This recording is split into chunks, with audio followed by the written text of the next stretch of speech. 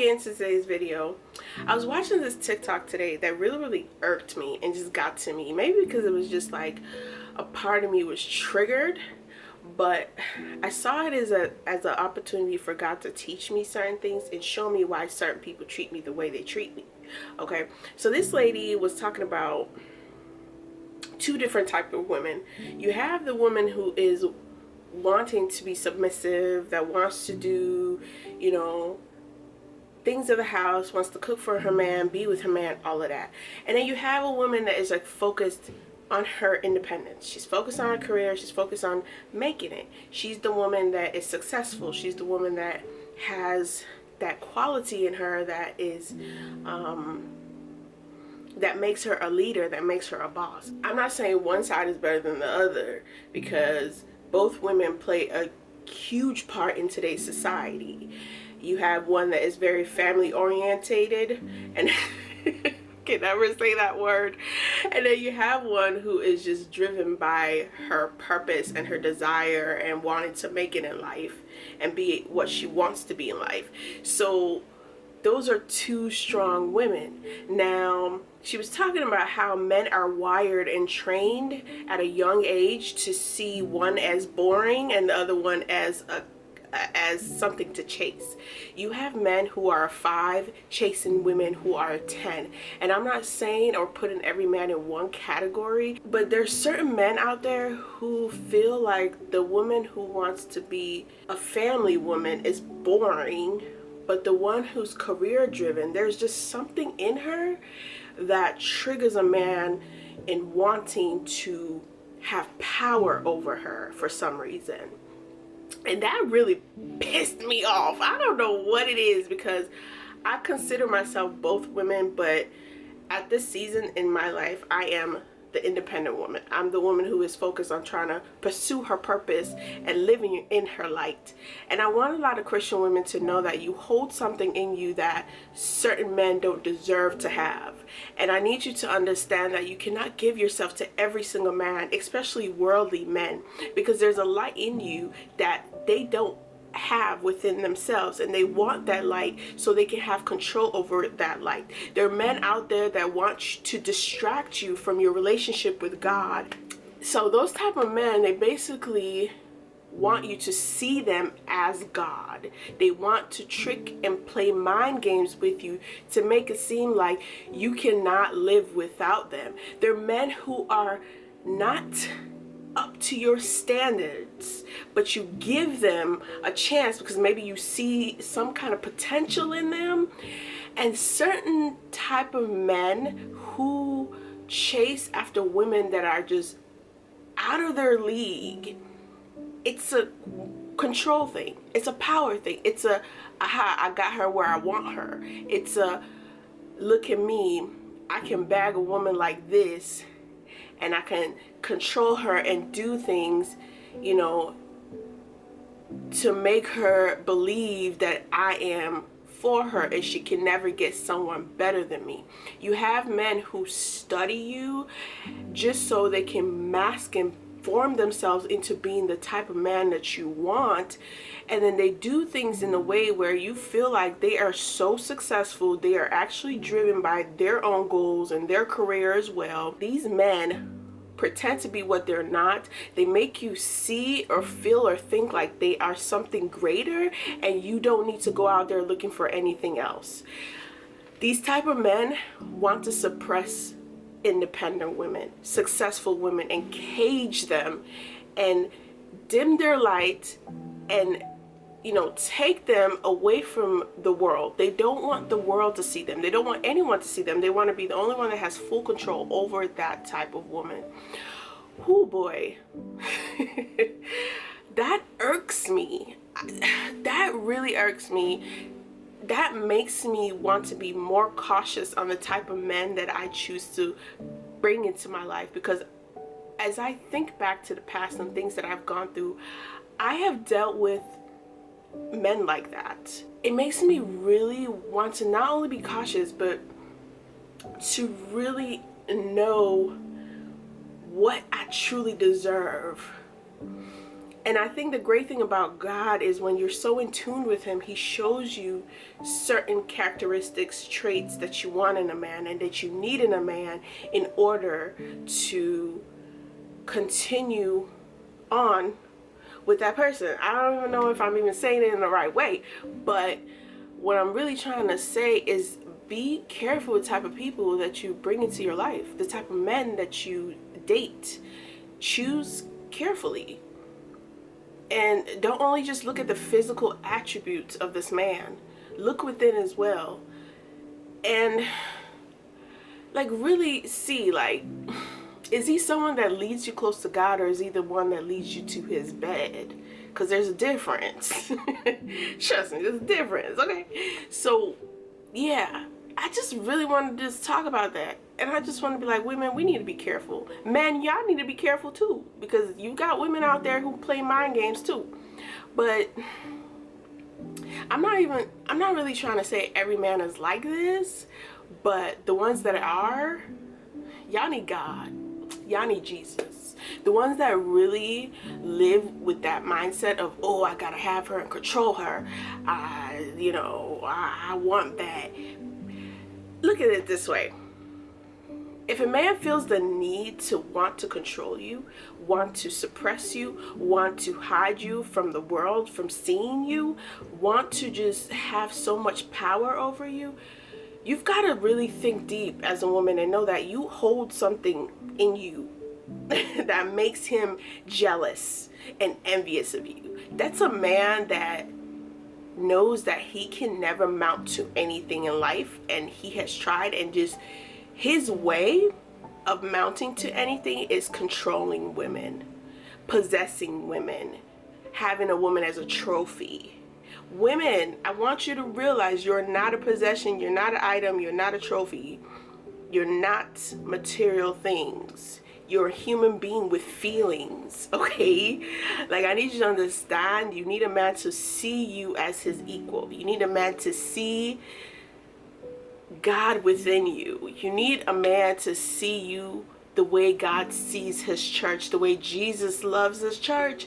You need a man to love you that way too. I'm kind of passionate about topics like this because it really takes me back to certain places and, certain things that I dealt with. And I kind of wish the way I was talking to you guys, I had somebody to advise me like that. I had someone to really stop me before going down the wrong path with certain people, but I didn't have that. So I had to learn in different ways. Sometimes I learned the hard way, and sometimes the consequences are greater, and it takes out of you when you face consequences that could have been prevented, but you're going through those consequences due to your own negligence and your ignorance and the fact that you decided to do things your way instead of Christ.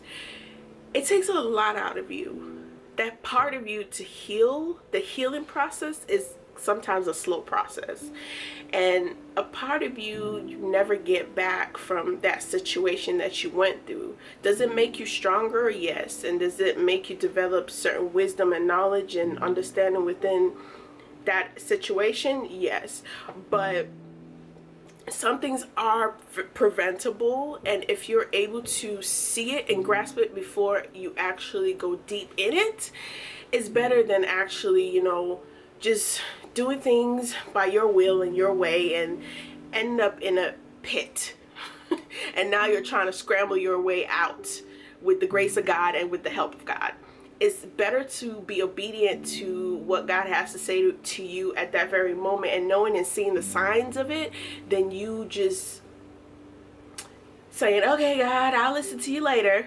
Okay, God, I got you, but not really taking his words for what it is. Now that we done with that, let's go into today's topic. I feel like I've been really focusing a lot of my topics on jealousy, evil people who want to do bad to you. I don't really know why I'm so passionate about topics like this. Maybe because I have gone through a lot of betrayals in my life, and people have really done things that I never imagined people would do.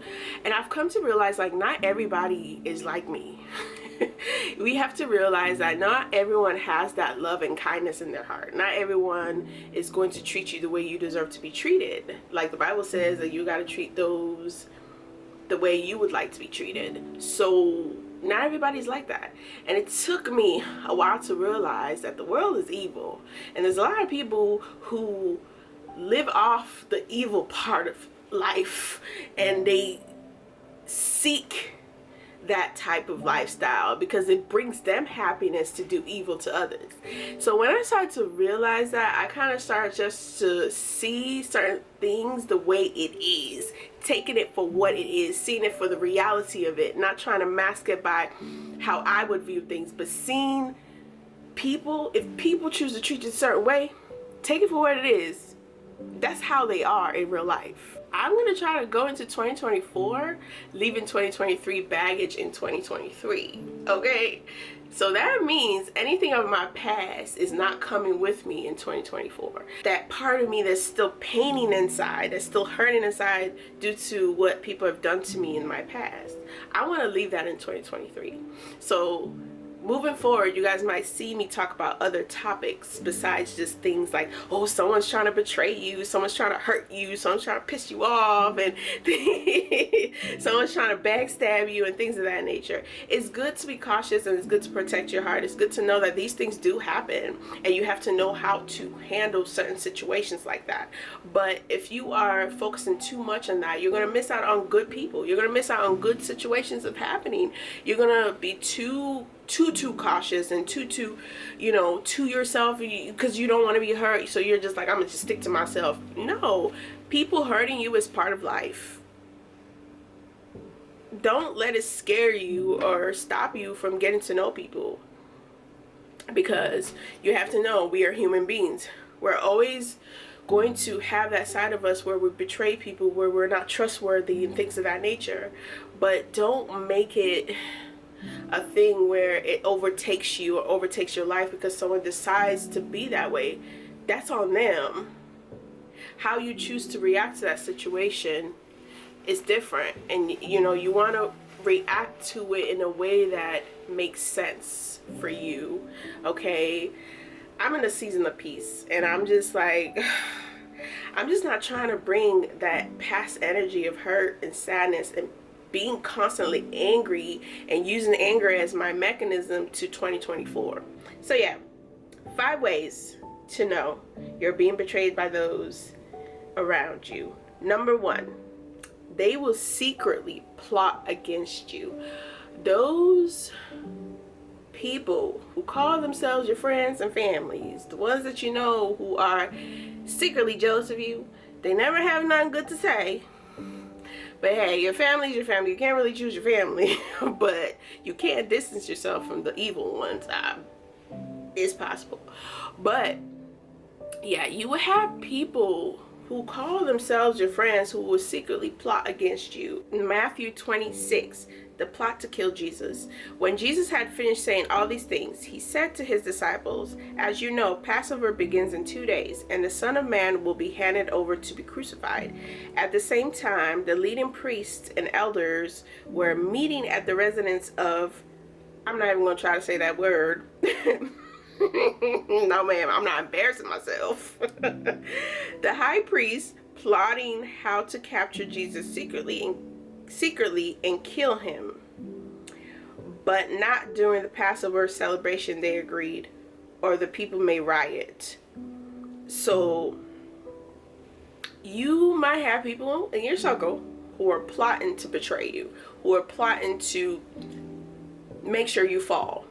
Might not be in this type of context, might not be in a sense where they want to kill you, but I'm sorry to say, and as hard as it is to say, you got evil people who work hand in hand with the devil that do want to kill you. The end goal is to see you fall. The end goal is to see you not be on this earth anymore. The end goal is to see you in a place where you are so badly hurt and in a bad state of being. So You do have people out there that do want to do that. And it's scary, but it's reality. That's what I was going to say. That's why I always say protect yourself with the blood of Jesus. Be cautious type of people you keep around you. And distance yourself away from people like that. Because there are people out there who really genuinely want to hurt you. You will have people who call themselves your friends that will go behind your back talking about you to other people in their circle, laughing at you, making fun of you, because it makes them feel better to talk bad about you. You are the main character. You are what they see as entertainment. Your life is entertaining to them. Your light is shining through and it's oozing through, so it's attracting them. It's attractive to them, so they want to do everything they can do to make sure they dim your light. Come on, Jesus. Number 2, they will be envious and jealous of you due to greed. Now, y'all, this passage got me. Matthew 26, 14 to 16. Okay, that passage really got me. And this is a passage where Judas agrees to betray Jesus, okay? It says, then Judas, one of the 12 disciples, went to the leading priest. Now, it's always the ones that are really close to you. I mean, super close to you. That always wants to do something evil. You always got that one person in your family, maybe 1, 2, maybe 3. You got that one friend that's super close to you that will always want to do something bad to you for no reason, because they see the God within you. So then Judas, one of the 12 disciples, went to leading priests and asked, how much will you pay me to betray Jesus to you? And they gave him 30 pieces of silver. So now I'm like, let me Google this real quick. What is the equivalent of 30 pieces of silver in today's world? Like, how much is that? Y'all, if I tell you I was pissed for Jesus, I was mad. Okay, so when I looked it up, it said 30 pieces of silver in today's world is equivalent to $91 to $441. What? Was that how much Jesus was worth to y'all? Like, I'm like, Judah, you're stupid. Because it's like, I still don't understand that you could give up a good friendship with Jesus. Like, I would do anything to be part of the disciples. Like, I would do anything to be part of the mix of Jesus. Like, he specifically handpicked you to be one of his 12s. One of his besties, his homies, hand in hand. You went everywhere with Jesus. You did the work with Jesus. Like, I don't understand. So that brings me back to everything. You're always gonna have that one person in your circle that only want to be part of you because you have something that they want. And because they can't physically have that thing, they want to be part of your circle. So that light that you have within you shines on them too. It bounces on them. Anything that has to do with a child of God, there's certain parts of you as a child of God that you have the protection upon your life. Whoever you choose to be part of or have in your circle also has that protection upon their life. Everything good that is within you will bounce off on that person as well, because they're part of you. They're part of that goodness in you, okay? They hang out with you. They're constantly by you. They know the ins and outs of certain things when it comes to you. So you gotta be careful out here in these streets, I'm telling you. Because, like, if you have that type of friend that's so money hungry and you're a successful person, and that person's only your friend because they want to know how you're succeeding. They want to know how you got to where you're going in life. They want to know if there's some kind of secret of how to do it. Some of them will even go as far as trying to steal your character, trying to steal your personality, the way you dress. I've had friends like that, where I've had friends who mimic my style, who, not out of flattery, but out of the fact that they want to be me. It's okay to be flattered by your friend and be like, oh, where'd you get that? That's cute. But when it becomes a pattern, it's a problem, because I'm this kind of person. I'm an individual. I like to have my own sense of things. I like to do things on my own. I like to be creative, and how am I about to come up with this and that, and how can I stand out, and what can I do to be authentic within myself. So those around me, I expect them to have that type of trait within themselves too, where like they have their own sense of style, they have their own purpose, they have things that they're doing that is making them a leader in their own right. So yeah. Whew. Yeah. Now y'all see why I'm so passionate about this. Okay. Number 3, you will know within yourself, within you, something is just not right with that friend, that family, or even that boyfriend or girlfriend of yours. If you're close to God, God is always going to show you those signs. There's something in that person that's always going to be off. And you know, Jesus was really, really smart, because he predicted his betrayal 3 times during the Last Supper. He kind of knew, like, this was coming. So you're going to know within you that something's off about that friend, that family member, because when you come around them, you could just smell heaviness on them. Like, they got nothing positive to say about you, ever. Or they use their comments or compliments are slight disses. So be careful when people try to compliment you and they say certain things, like they make it seem like it's a compliment, but it's a slight diss. Be careful of that. So you'll know within you. Matthew 26:20-24 says, when it was evening, Jesus sat down at the table with the 12. While they were eating, he said, I tell you the truth, one of you will betray me. Greatly distressed, each one asked in turn, am I the one, Lord?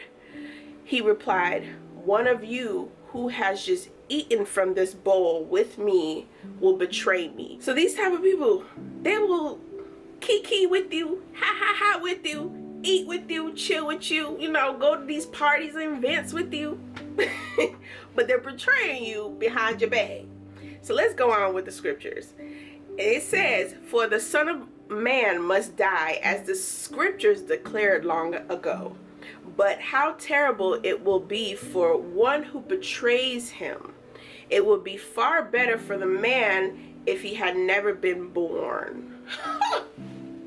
See, that's what some of these people who consider themselves your friend, your family member, your boyfriend and girlfriend, people who do evil things, it's better for them not to even go ahead and do it than to do it, because what they're going to go through in life is worse than what they are trying to do to you. And I don't think some of these people understand that the more you try to do evil to good people, the more it bounces back. It's gonna go back to you 100-fold.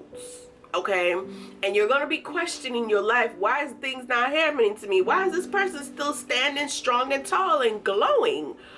And you're over here just stank, just deteriorating, just looking awful.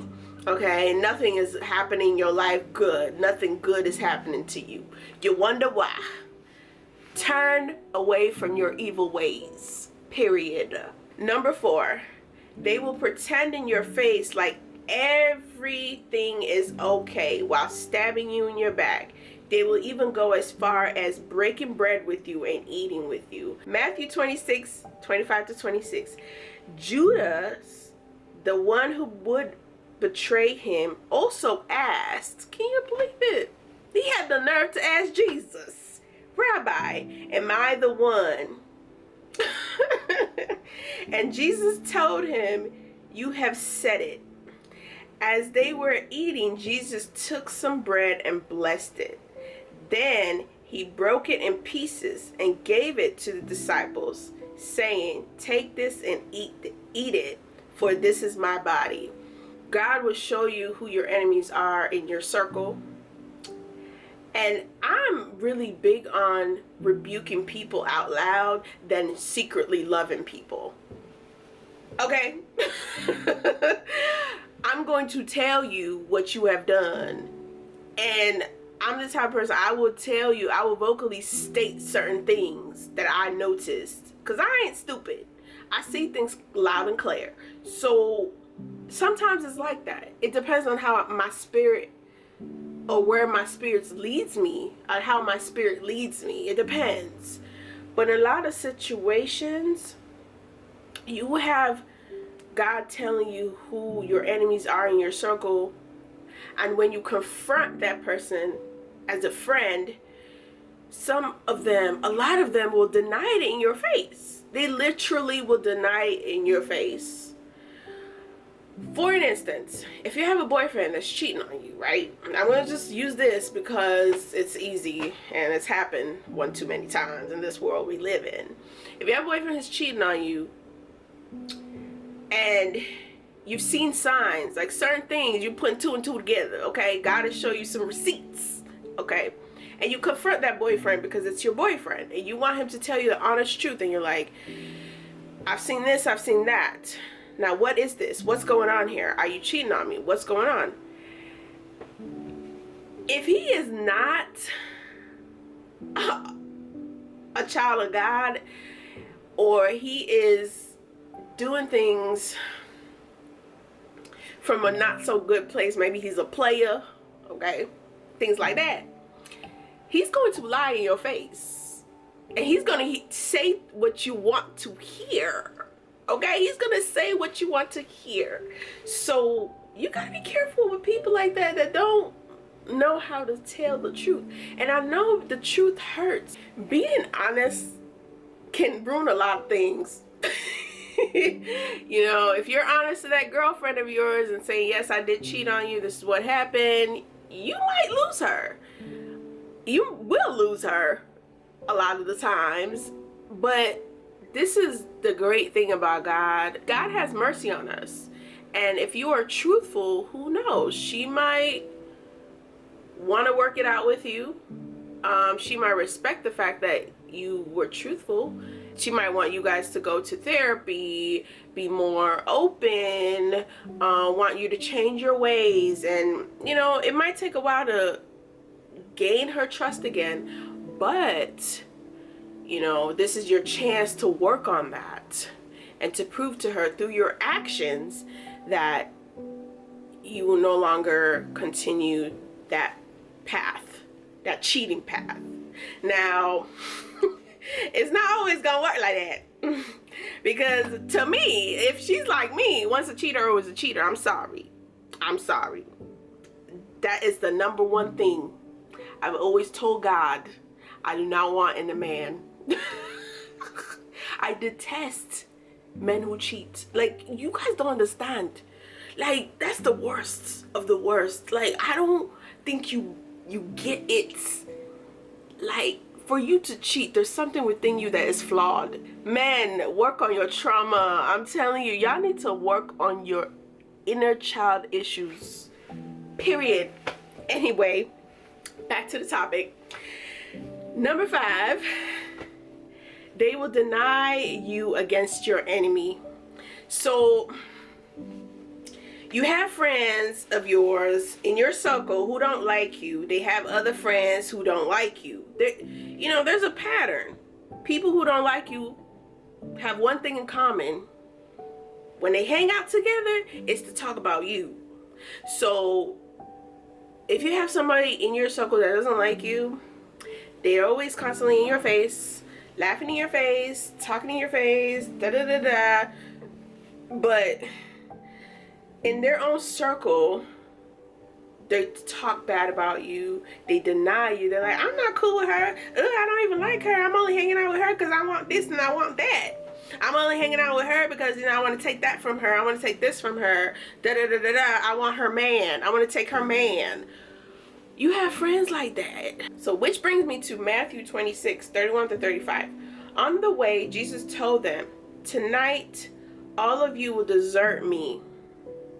For the scriptures say, God will strike the shepherd, and the sheep of the flocks will be scattered. But after I have been raised from the dead, I will go ahead of you to Galilee and meet you there." Peter declared, "Even if everyone else deserts you, I will never desert you." Jesus replied, "I tell you the truth, Peter. This very night, before the rooster crows, you will deny me 3 times that you even know me." "No," Peter insisted. "Even if I have to die with you, I will never deny you." And all of the other disciples vowed the same. Child, I kind of felt for Peter, you know, a little bit. I kind of felt for him. I did. But you do have people in your circle. If you are in a group of girls, okay, you're always going to have those people, especially if it's a big group, maybe 5 or 6 of y'all. You're always going to have people in your group who are closest to each other than the rest. And especially if you're the leader of the pack. So you have some that are clicking up within the group to talk bad about you. Some will deny you in the midst of the others in the group, or maybe they have the other friends outside of the group that don't like you. So they're denying you in the midst of those people, like, she ain't even all that, da, da, da, da, and telling your secret, gossiping about you, all those things to those friends, if you get what I mean. That is it for me for today. Thank you all for watching, and until next time, peace and love. Mwah!